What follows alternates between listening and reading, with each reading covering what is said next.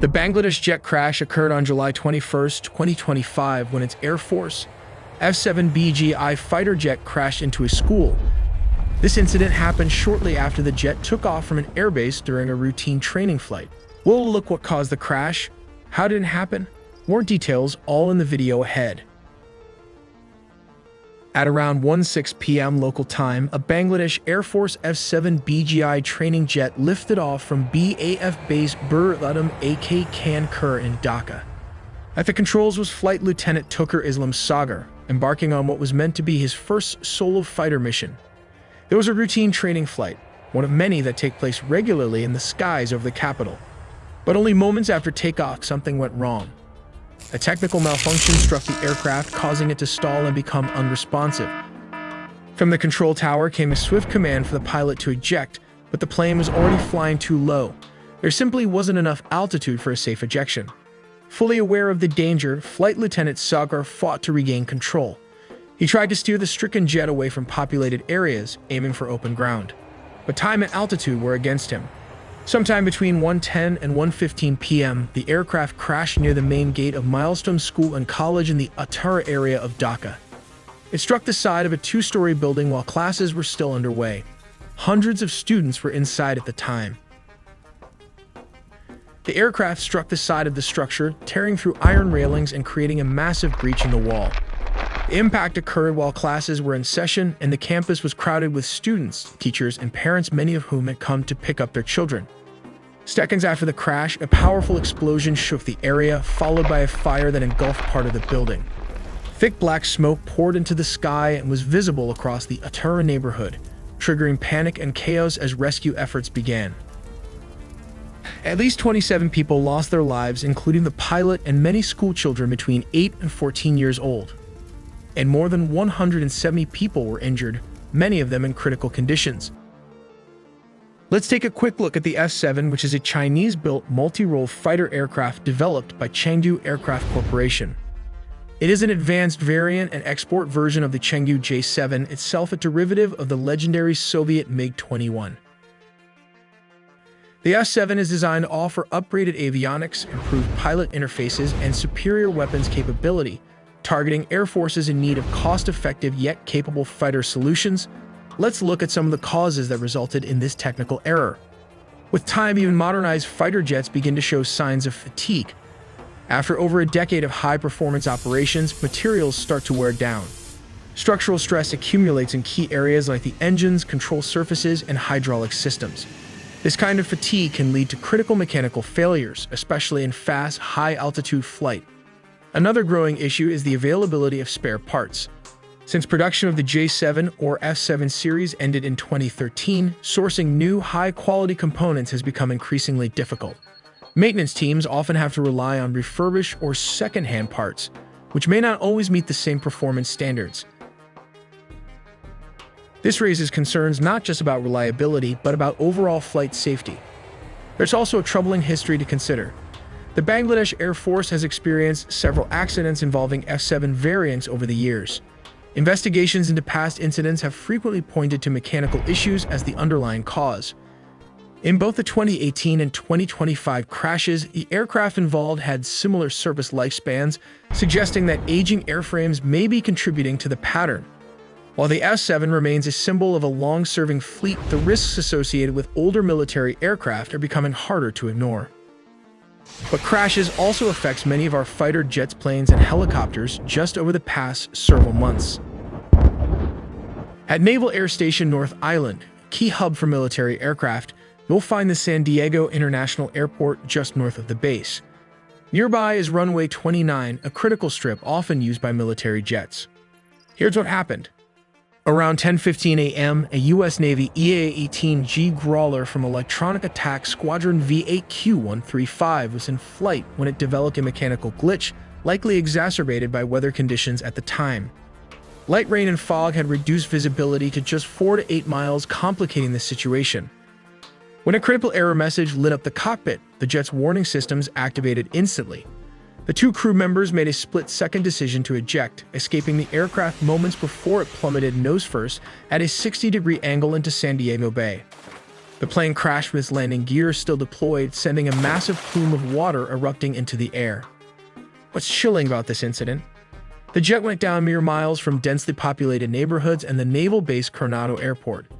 Had the pilots ejected even a few seconds later, or had the jet's trajectory shifted slightly, this could have been a catastrophe on the ground. A quick note regarding the confusions and the primary difference between these two aircrafts. The EA-18 Growler is specifically designed for electronic warfare, while the FA-18 Super Hornet is a multi-role fighter aircraft designed for both air combat and strike missions. Interestingly, in the past 2 months, there have been multiple major plane crashes. On January 28, 2025, an $85 million F-35 jet crashed in Alaska. The following day, on January 29, an American Airlines plane collided with a Black Hawk helicopter. Then, on January 31, 2025, a medical plane went down for unknown reasons. In addition to these recent incidents, South Korea experienced a plane crash on December 29, 2024, when an aircraft struck an antenna. Just days earlier, on December 25, 2024, an Azerbaijani plane was hit by a Russian Panzer missile. And finally, on the 13th of February 2025, we have this most reliable Navy jet crashing into the sea. For the third time in less than a year, a U.S. Air Force F-35 Lightning II, a stealth fighter with a staggering $82 million price tag, has crashed. The latest incident occurred on Tuesday, the 28th, 2025 at 12:49 p.m. during a training exercise at Alaska's Eielson Air Force Base. The pilot managed to eject safely, but the jet was completely destroyed with its wreckage left burning inside the base's perimeter. This isn't just a string of bad luck, it's starting to look like a pattern. Back in May 2024, an F-35 crashed in New Mexico after a refueling stop, leaving the pilot seriously injured. Before that, in September 2023, a Marine Corps F-35B went down in South Carolina after the pilot ejected mid-flight due to a malfunction. The jet, shockingly, continued flying unmanned for 11 minutes before crashing into a field. Now, in January 2025, the Alaska crash adds another chapter to this growing list of mishaps, sparking even louder concerns about the jet's safety. American Airlines Flight 5342, which we'll refer to as the landing flight, was on its final approach to runway 33.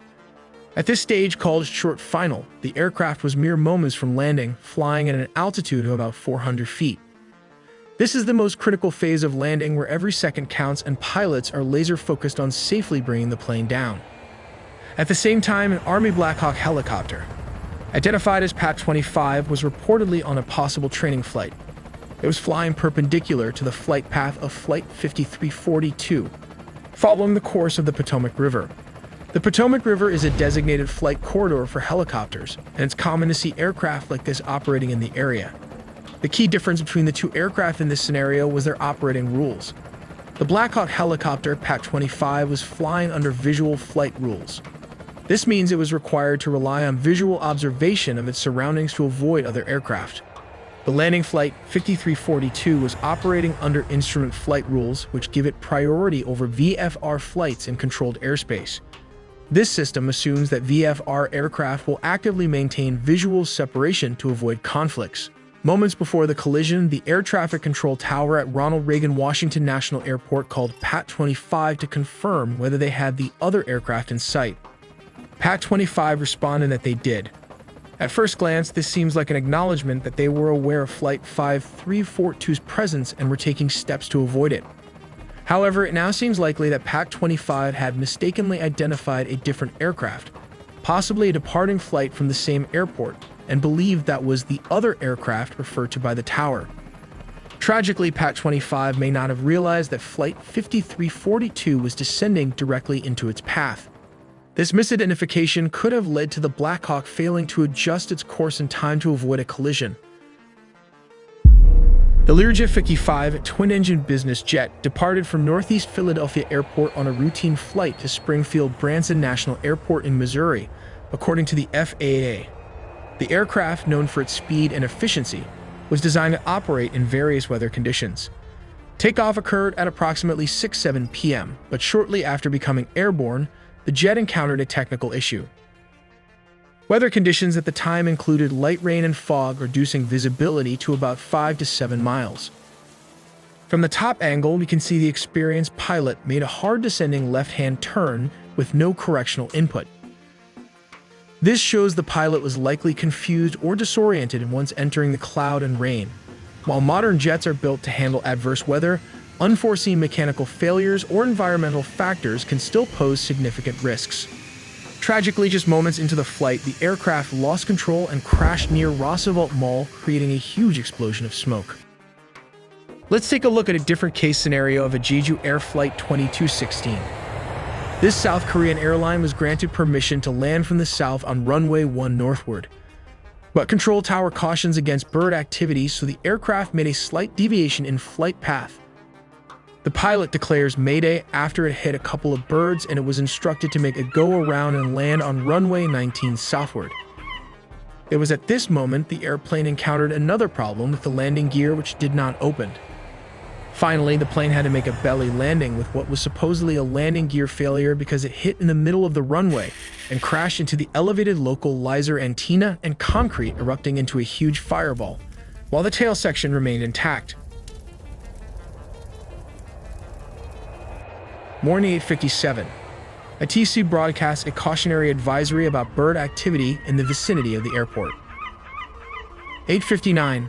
The pilot of Flight 7C2216 reports a bird strike, declares an emergency with repeated. This is what he said: Mayday, Mayday, Mayday calls, and notifies a TC with the message: bird strike, go around. Just 1 minute after the bird strike at 9 o'clock. The flight initiates a go-around maneuver and requests authorization to land on runway 19, which requires an approach from the opposite end of the airport's single runway, that is from the north to the south, which is not the actual landing procedure. Usually then land from the south to the north. 9:01 in the morning, a TC clears the aircraft to land on runway 19, 9:02 local time. The aircraft touches down on the runway approximately 1,200 meters, which translates to 3,940 feet from the threshold of the 2,800 meter. This is around 9,184-foot runway. 9:02 and 55 seconds later, the airport fire rescue unit completes the deployment of fire rescue equipment. 9:03 Flight 7C2216 overshoots the runway and crashes into a hill-like structure beyond the runway's end, which later on we came to know that it hit the localizer antenna and its adjacent concrete embankment. And finally, we have a missile attack plane crash. At 10:43 a.m. Kazakh time, which is Russia's Rostov Air Traffic Control Center, received a signal indicating that the crew had decided to divert the flight to Akta due to adverse weather conditions in Baku and Makhachkala, a city in Russia's Dagestan region. At 10:53 a.m., the Rostov flight director informed Akta's flight manager that an oxygen tank in the passenger cabin had exploded. This explosion reportedly caused passengers to lose consciousness, prompting the crew to request immediate medical assistance upon landing.